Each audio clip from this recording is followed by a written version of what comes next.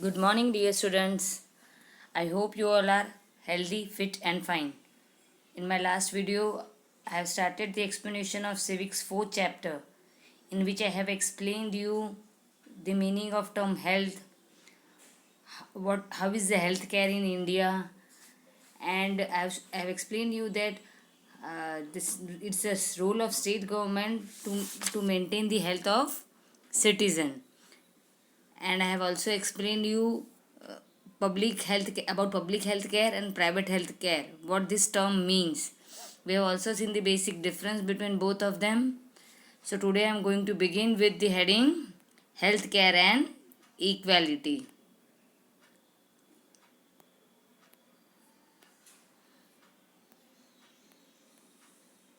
Here it is on topmost right side, healthcare and equality. Today, the private healthcare is more common than public healthcare. While many government hospitals and centers are overcrowded and under-equipped, most private centers are continuously advancing their service and medical facilities. As a result, despite being costly, private healthcare services are being preferred over public health services. मैंने last time आपको बताया था कि as compared to public health care centres, मतलब government hospital से के compare में जो प्राइवेट हॉस्पिटल्स होती है, प्राइवेट क्लिनिक्स होती है, उसके चार्जेस ज़्यादा होते हैं. नो डाउट वहाँ की फैसिलिटीज़ भी अच्छी होती है as compared to government hospital, है ना. जो मोस्ट ऑफ जो गवर्नमेंट हॉस्पिटल्स है वो ओवर क्राउडेड है और अंडर इक्विप्ड है. ओवर क्राउडेड है मतलब उसकी कैपेसिटी से ज़्यादा उसमें पेशेंट्स है, और अंडर इक्विप्ड है मतलब कि जो इक्विपमेंट्स, जो एडवांस इक्विपमेंट्स चाहिए वो गवर्नमेंट हॉस्पिटल के पास नहीं है. ट्रीटमेंट करने के लिए जो मशीनरी, जो मेडिकल ये इक्विपमेंट्स चाहिए, हम मशीनरी तो नहीं कह सकते, इक्विपमेंट्स कह सकते हैं, वो गवर्नमेंट हॉस्पिटल में नहीं है जितने अच्छे एक प्राइवेट हॉस्पिटल में होते हैं. और प्राइवेट हॉस्पिटल्स जो है वो अपनी सर्विसेज को लगातार बढ़ाती जा रही है, अच्छी मेडिकल फैसिलिटी देती जा रही है. इसी कारण की वजह से क्या हो रहा है कि वो कॉस्टली तो है, फिर भी लोग ज़्यादातर प्राइवेट हेल्थ केयर सेंटर में जाना पसंद करते हैं as compared to public health service, यानी as compared to government hospitals और government clinics. Okay. The growing dominance of private healthcare has been making the situation worse for poor. It is because the lack of nutritious food, cleanliness, housing, clothes, etc. increase the chance of poor falling sick frequently. Frequent illness bring about more anxiety in the family. As a result, family faces a dual distress of having a member ill at home and lack of money for treatment. अभी ये हमने difference देख लिया public और private. जो afford कर सकता है वो तो बट ऑब्वियस प्राइवेट में ही जाएगा, पब्लिक हेल्थ केयर सेंटर में नहीं जाएगा. पर सिचुएशन किसकी ख़राब है? पुअर पीपल की, है ना. क्यों? क्योंकि उनके पास वैसे भी पैसे कम होते हैं, इस वजह से उन लोग न्यूट्रिशियस फूड खा नहीं पाते, उनके घर भी इतने क्लीन नहीं होते, कपड़े भी ऐसे उनके क्लीन नहीं रह पाते. इस वजह से क्या होता है, क्योंकि वो गंदी जगह पे काम करेंगे, इसलिए उनके कपड़े भी गंदे ही होंगे. इस रीज़न से की वजह से क्या होगा कि उन लोग ज़्यादा बीमार पड़ेंगे. खाना एक तो न्यूट्रिशियस वाला नहीं होगा, दूसरा अनक्लीनलीनेस, अनहाइजेनिक जगह पर उनको काम करते हैं उन लोग. इस वजह से उन लोग ज़्यादा बीमार पड़ते हैं. अब जब ये ज़्यादा बीमार होते हैं तब उनके पास उनकी फैमिली मेम्बर की स्थिति कैसी हो जाती है कि एक तो उनके घर पे एक फैमिली मेम्बर इल है, दूसरा इल है मतलब बीमार है, और दूसरा उनके ट्रीटमेंट के लिए उनके फैमिली मेम्बर के पास पैसे नहीं है. मतलब जो मिडिल क्लास फैमिली है, जो रिच है, वो तो प्राइवेट हॉस्पिटल्स को अफोर्ड कर लेगा, पर ये पुअर लोग हैं, उनकी स्थिति वर्स्ट है. However, it is not always the lack of money stop people from getting adequate treatment. In most families in India, the health of women is ignored. Not only are they denied a nutritious diet, but also their illness are not treated as promptly as that of male member of the family. ये हम ऐसा सोचते कि अरे चलो पैसे नहीं है इसीलिए लोग प्राइवेट हॉस्पिटल में या अच्छी जगह पर ट्रीटमेंट नहीं करवा सकते, पर हर बार यही बात नहीं होती, यही फैक्ट नहीं होता है। कई फैमिलीज़ ऐसी होती है कि वो पहले से ही वुमेंस की हेल्थ को इग्नोर करती आ रही है। उतना ही नहीं कि न्यूट्रिशियस डाइट वुमेन को नहीं दिया जाता। I know you and we are lucky that we never belong to such families. I'm talking about girls, but still there are some areas in that area women's girls are not given a nutritious diet, तो उन लोग ज़्यादा बीमार पड़ती हैं, और जब वो बीमार होती है तब उतना इम्पोर्टेंस या उतनी जल्दी से डॉक्टर को दिखाने नहीं जाते जितना मेल फैमिली मेम्बर्स के लिए उन लोग डॉक्टर के पास जाते हैं। In remote areas, the non-availability of proper treatment makes the healthcare inaccessible to the people, while the public health services are not adequate. The private health services are not even available in such area. As a result, the cost of expensive treatment clubbed up through the high cost of traveling to a far away healthcare centers make treatment out of reach for these people. अभी remote areas मतलब क्या, जो ऐसी जगह जो cities से दूर है, मतलब जहाँ ज़्यादा डेवलपमेंट नहीं है, इन शॉर्ट हम रूरल एरिया कह सकते हैं, तो वहाँ पे क्या है कि ट्रीटमेंट की फैसिलिटीज़ ज़्यादा अवेलेबल नहीं होती।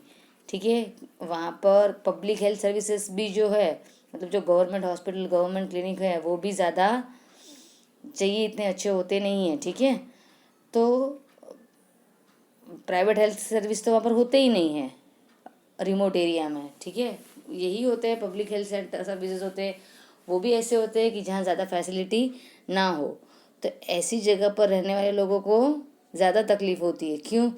एक तो क्या कि उनको एक्सपेंसिव ट्रीटमेंट करवानी पड़ेगी, दूसरा अगर वो ट्रैवल कर रहे हैं तो उनको ट्रैवलिंग चार्जेस, फिर कहीं और जहाँ ट्रीटमेंट के लिए जा रहा है तो वहाँ पर रहने का खर्च, बाकी सब चीज़ का खर्च, ये सब चीज़ मिलाकर उनका जो खर्च है वो ज़्यादा बढ़ जाता है, जो लोगों के पहुँच के बाहर हो जाता है।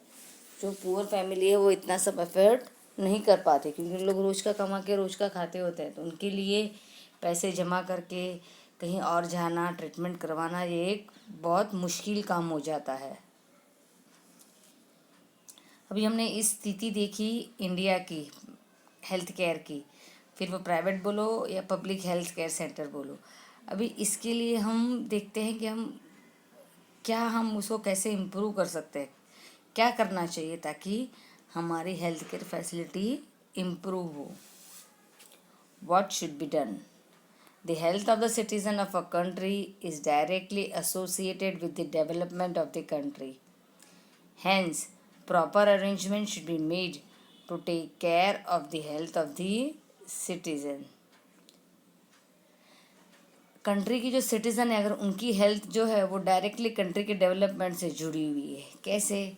अगर कंट्री में रहने वाले सिटीज़न हेल्दी है तो उन लोग अच्छा काम कर पाएंगे तो कंट्री डेवलप होगी, कंट्री का भी नाम होगा। इसीलिए ऐसी अच्छी अरेंजमेंट करनी चाहिए कि सिटीजन्स की हेल्थ के बारे में केयर की जाए। However, this can only be achieved with the collaboration of the government, private companies and the people of our country. ये कब पॉसिबल है? जब गवर्नमेंट जो है वो कोलैबोरेट हो जाए प्राइवेट कंपनीज के साथ, या तो कंट्री के पीपल लोगों के साथ। कोलैबोरेशन मतलब क्या? जुड़ जाना, मतलब गवर्नमेंट भी साथ होगी, प्राइवेट कंपनीज भी साथ होगी। ठीक है, ये कोलैबोरेशन होगा तो सिचुएशन जो है वो इम्प्रूव होने के चांसेस है। Good quality health care should be provided in the entire country. The government should also make proper arrangement to provide basic amenities to the poor to decrease the chances of them falling ill frequently. अभी पूरे country में अच्छे health care centre होने ही चाहिए. Government को ऐसी arrangement करनी चाहिए कि वो पुअर लोगों को ऐसी चीज़ें दे, मतलब अच्छा खाना प्रोवाइड कर सके, ताकि उन लोग कम बीमार हो, है ना. उनको अच्छी जॉब अपॉर्चुनिटी मिले या अच्छा खाना प्रोवाइड हो तो उन लोग कम बीमार पड़ेंगे.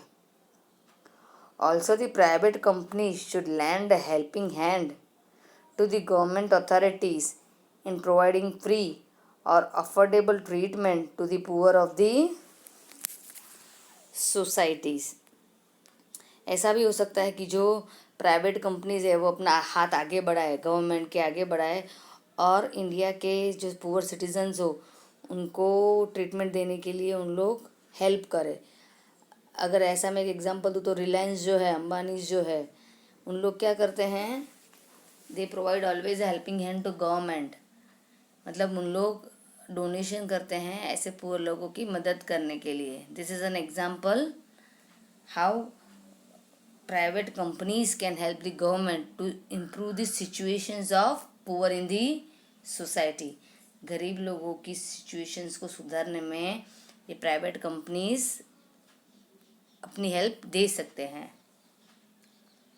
Health is an amalgamation of physical, mental and social wellbeing of a person. Health जो है ये मैंने स्टार्टिंग में भी बताया था.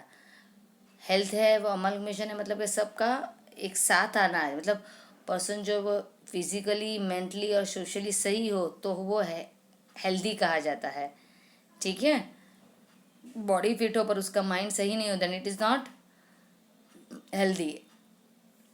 Thus, unless we ensure the facility to achieve this for the people, the overall health of the country will be difficult to improve. जब तक पुअर लोगों की फैसिलिटीज़ को सुधारने की कोशिश नहीं की जाएगी तब तक क्या होगा कि पूरे कंट्री की सिचुएशन को सुधारना, पूरे कंट्री के लोगों की हेल्थ को सुधारना डिफ़िकल्ट हो जाएगा.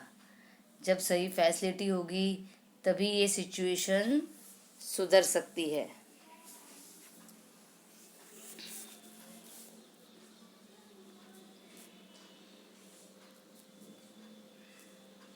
अभी हम लोग केस स्टडी देखेंगे. First we are going to study the case study of Kerala. Kerala जो है वो हमारा साउथ का एक स्टेट है.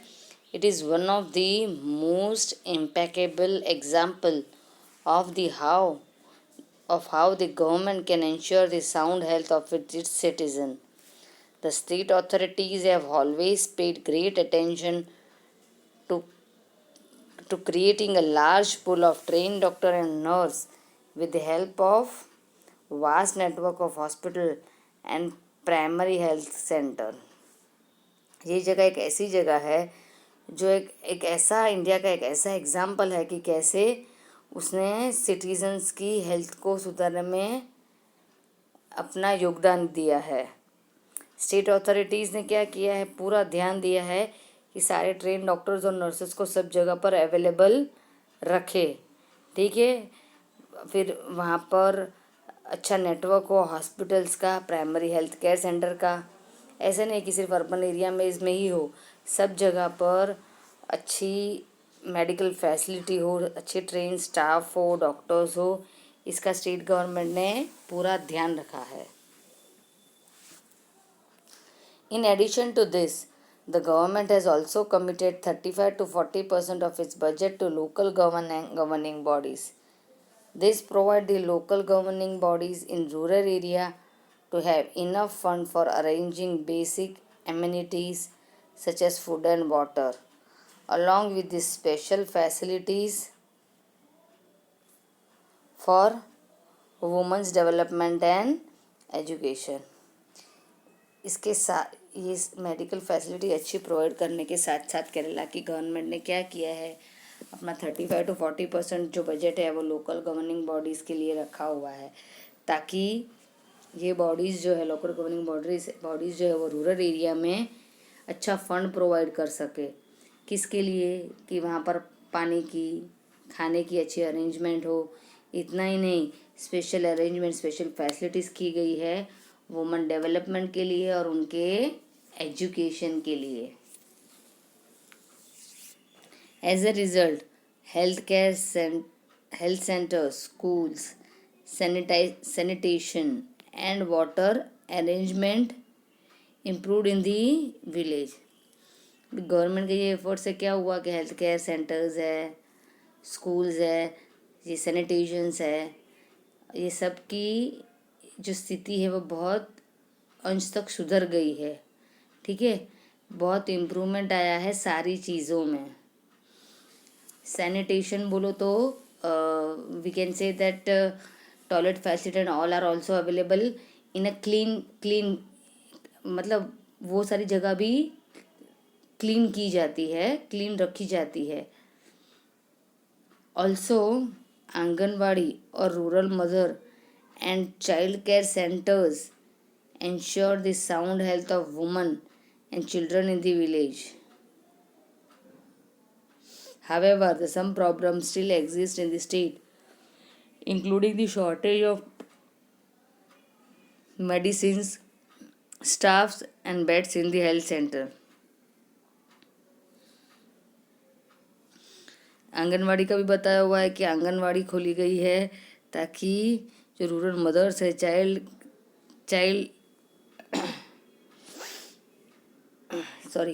also आंगनवाड़ी और rural mother and child care centres ensure the sound health of woman and children in the village. Anganwadi जो वहाँ पर खोली गई है, इस वजह से क्या हो रहा है कि रूरल मदर्स है और उनके बच्चे हैं, वो भी उनकी हेल्थ भी अच्छी होती है, उनकी हेल्थ पर ध्यान दिया जाता है। तो ये आंगनवाड़ी कहाँ पर होती है? विलेज एरिया में होती है। ये सब केरला में इतना इम्प्रूवमेंट है, फिर भी कुछ ऐसी चीज़ें हैं जिसकी वजह से मतलब जिसमें इम्प्रूवमेंट की ज़रूरत है। जैसे कि कभी कभार वहाँ पर मेडिसिन की शॉर्टेज हो जाती है, स्टाफ की शॉर्टेज हो जाती है, कभी कभार हेल्थ केयर सेंटर में बेड्स कम पड़ जाते हैं। तो ये छोटी मोटी प्रॉब्लम्स अभी भी वहाँ पर है, but still it is an good example कि कैसे वहाँ के केरला की गवर्नमेंट ने वहाँ के सिटीज़न के हेल्थ के बारे में ध्यान रखा है और क्या क्या चेंजेस और इम्प्रूवमेंट लाए हैं। हमने केस स्टडी किया इंडिया के एक स्टेट का, वैसे ही अभी हम साउथ अफ्रीका के एक स्टेट का केस स्टडी करने वाले हैं जिसका नाम है Costa Rica. The healthcare system of Costa Rica is considered to be the most successful in South America. Firstly, all citizens of the country are provided with basic amenities such as potable water, potable मतलब drinkable, clean water, nutritious food, housing, education and sanitation. Costa Rica जो है एक south America एक successful state है जिसने सारी basic amenities अपने citizens को प्रोवाइड की है। फिर वो पीने का क्लीन वाटर हो, न्यूट्रिशियस खाना हो, हाउसिंग हो, एजुकेशन हो या सैनिटेशन हो, ये सब की फैसिलिटी गवर्नमेंट ने की हुई है। Secondly, the government has done away with the army to spend money on this facilities along with easily accessible health centers and other medical facilities. As a result, the Costa Rica government has managed to ensure the overall health of its citizens by providing necessary facilities to decrease the chances of people falling sick educating people about the way to remain healthy, and making medical facility accessible to all.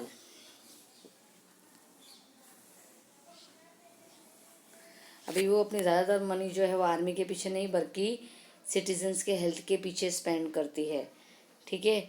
इस वजह से क्या होता है कि वहाँ के जो सिटीजन्स हैं उनकी हेल्थ अच्छी रहती है, और गवर्नमेंट ने पूरी फैसिलिटी की है कि उनको अच्छा खाना, उनको अच्छे से एजुकेट किया जाए ताकि वहाँ के लोग बीमार कम पड़े, ठीक है। अगर उनको अच्छा खाना, अच्छा पानी मिलेगा, उनको नॉलेज होगा कि कैसे बीमारी से बचना है, तो उन लोग कम बीमार पड़ेंगे। जैसे कि अभी देखो रेनी सीज़न है, तो अभी लोगों का बीमार होने के चांसेस ज़्यादा है, क्योंकि मलेरिया होते हैं, बहुत सारी बीमारी होती है जो इस सीज़न में होती है। तो अगर हम देखेंगे तो रेडियोज़ में, टीवी में हमारी गवर्नमेंट क्या करती है, अवेयरनेस क्रिएट करती है लोगों के बीच में कि हमें पानी जमा नहीं होने देना है, हमारे आसपास क्लीननेस रखनी है, मॉस्किटो से बचने के लिए सारे उपाय करने हैं, ठीक है। तो इसे कहते हैं creating awareness, educating the people how to remain healthy, ठीक है। तो लोग एजुकेट होंगे, अगर उनको पता होगा तो कैसे उन लोग बीमारी से बच सकते हैं, तो इससे भी लोग कम बीमार पड़ेंगे। और मेडिकल फैसिलिटी तो उन लोग अच्छी प्रोवाइड कर ही रहे हैं। कोस्टा रिका की जो गवर्नमेंट है वो बेस्ट मेडिकल फैसिलिटीज़ प्रोवाइड करती है। ये चैप्टर मैंने यहीं स्टॉप कर दिया, फिनिश कर दिया है।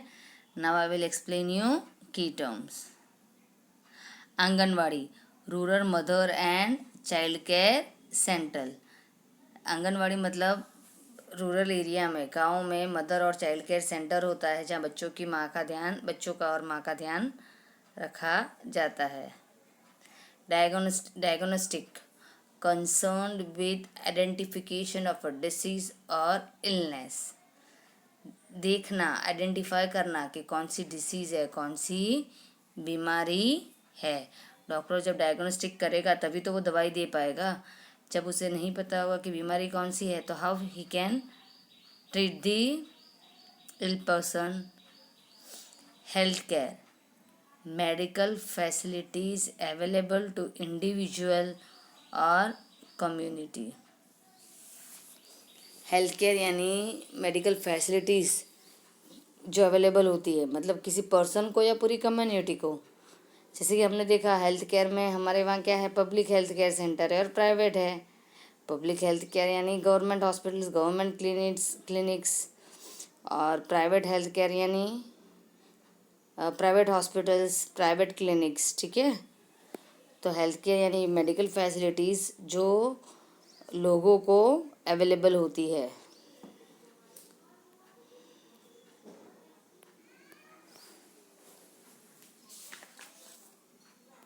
ये चैप्टर मैंने फिनिश कर दिया है। Your homework is to write the key term in your notebook. Okay बच्चों, टेक केयर, बाय बाय।